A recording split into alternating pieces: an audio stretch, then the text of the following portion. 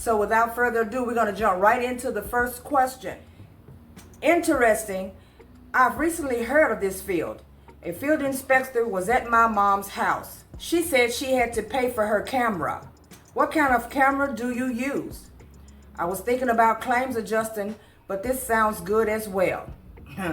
Okay, as far as the camera is concerned, I do not use a camera. I use the camera inside of my phone. And the reason why I do is because most companies ask for you to have at least 16 megapixels. Well, in case you don't know, most phones go up to at least 200. So this is a new day and age. No need to buy a camera and get all fancy unless you choose to. Because I'm pretty sure, especially if you're using a iPhone or, in my instance, one of those nice Samsungs, your pictures come out pretty well.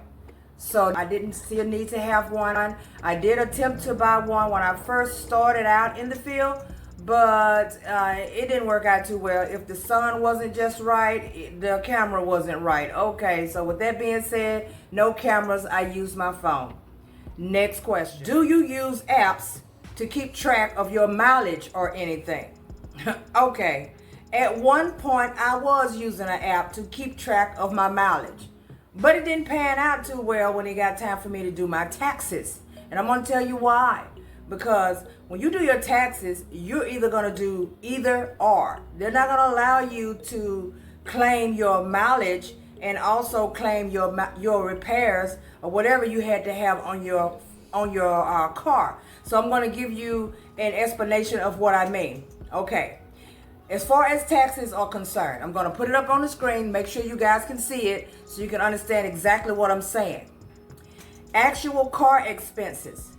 If you use standard mileage for your taxes, if you put the mileage on your taxes, then you cannot deduct other costs associated with your car, including gas, repairs and maintenance, insurance, depreciation, license fees, tires, car washes, lease payments, towing charges, auto club dues, and etc.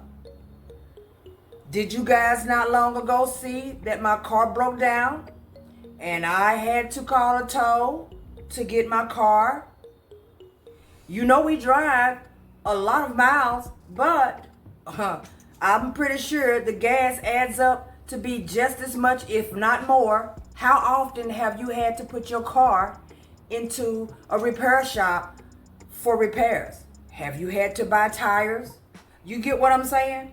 All of those things added up for me way more than the mileage did. So when I seen I can either do either or, but I couldn't do all, I just cut the mileage thing out altogether. I don't even have the app on my phone because I rather put in for everything else and just call it a day on the mileage. So I hope that answered your question. Next question. Once you pay for the membership and the book, do you still have to pay for individual memberships for some companies as well? Now this is going back to the SoFi book, because we talked about that on several different occasions, and I'll put it up there for those of you who are new and have not seen it and don't know what I'm talking about. The SoFi book is a book that you get from the field inspector's website, and you order that one and he sends it to you, and it has a list of all of the companies, okay, because you know this is a secret society, so you can't just go online and find all of these different companies. So the book has the companies inside of it. Now, as far as paying for a membership for a company, no, you don't have to pay any memberships. These are contracts. And once they sign you on to do work for them, it is what it is. There's no membership fees. There's none of that. This is not a club, okay? You are an independent contractor. You're working for yourself, and you're doing a service for them when you sign on as a contract worker. So as far as I know, there are no membership fees. Next question. What is the name of the app for routing?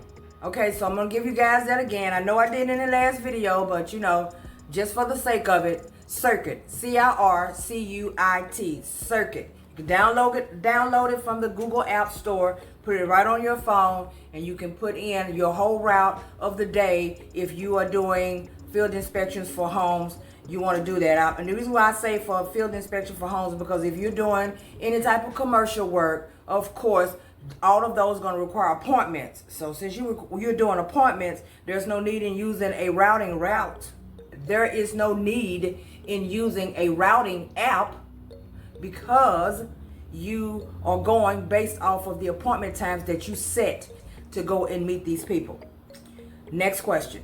How much do they pay per letter? So now this goes back apparently to the apps that we were talking about before, and maybe some of you guys who are using Sandcastle or Aspen, and they have you going out and you are the middleman for the letter delivery. Okay, well, I can tell you from my own experience, and I say that real quick to you, with my own experience, I'm going to talk about this as far as going to see homes, walking up to somebody's door who is delinquent on a car note.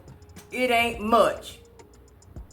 From where I live, it was like $7.50. Some might have been $12 or $15. It all depended on what type of finance company you were delivering the letter for. So it's not much at all, and if you want to do it and get started good to get your feet wet in field inspection, kudos to you. I'm happy for you because I can't complain about it. I can't snarl down on you. I can't throw my nose up at you because I did it too, to at least see what it was about. And I'm done with it. Okay, with that being said, let's just move on. Well, you know what? As far as the commercial, before I move on, they do pay more. I've done them for $45, $50 to drop a letter off at a commercial spot. But hey, we done already talked about that. So next question. Has a company asked if you had your Aspen Grove number? Now, it's very interesting that I received that comment in my comment section, or shall I say that question, because at first when I seen it, I had no idea what you were talking about.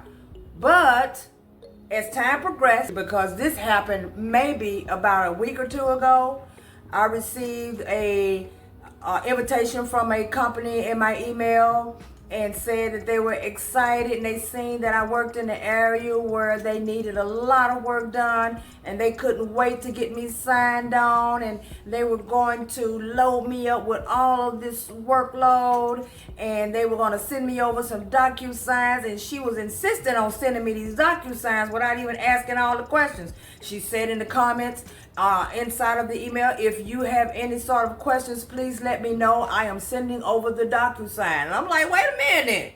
How you sending me over a DocuSign and I've never even asked the questions yet? And immediately, bells went off in my head. I was like, something's not right with this.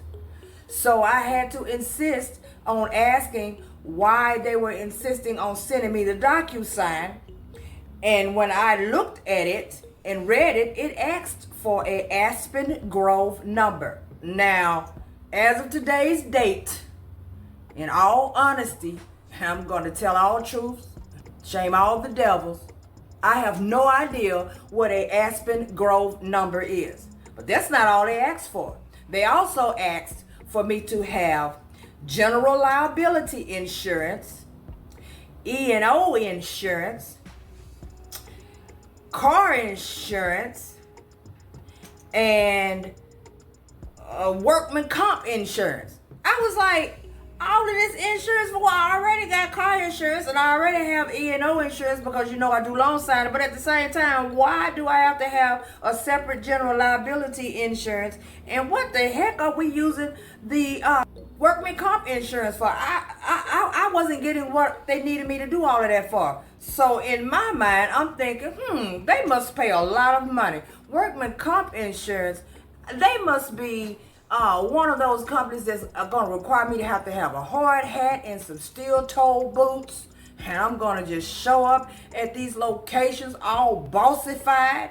Is that a word? Bossified. It is today. I'm going to show up at a location all bossified ready to get some work done, have everybody with their head down, because you know they show us all of the respect when we show up on the scene. I just knew it was about to pop off just like that.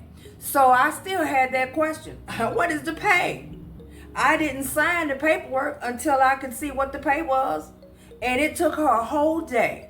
All of that back and forth real quick. And then she sent me a letter in the email, and it said the first pay was, she said something about $6.50 up to $12 and something for some other whatever she was talking about. I don't know. I don't remember because I zoned out at 6. I closed that email up, never to return. But as to answer your question, I had to go ahead and vent and let that out, because some of these companies be doing the most.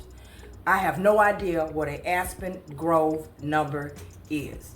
But with that being said, that has come to the end of this one. You guys know what to do. Stay blessed. Keep your peace. Continue to be grateful with everything that you have. Wait on God. You know He's going to help you to prosper. And until the next time, enjoy the rest of your night.